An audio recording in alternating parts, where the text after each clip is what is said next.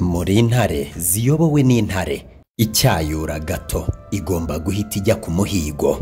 Ariko burya muzi ko mu intare y'ingore ari ihiga.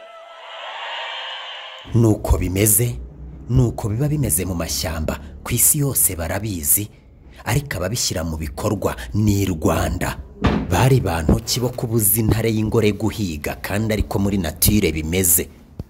Ni wowe ntare tuzi mu Rwanda komeza utuyobora intare z'ingore zihiga intare zirinda umutekano ubundi. Ibindu bundi sinaba nkiyobowe ntayobowe n'intare z'ingore ziriteguye ntitugiye kuzaba imbwa twari intare muri iri shyamba. Rwanda rwacu tuje umufite Paul Kagame kagumeho uruwacu Imana yaduhaye.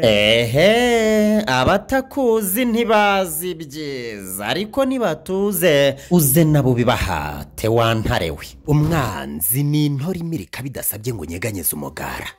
Ibaze wazuye umugara. Niba tuzi urutware Gavene Ala TV.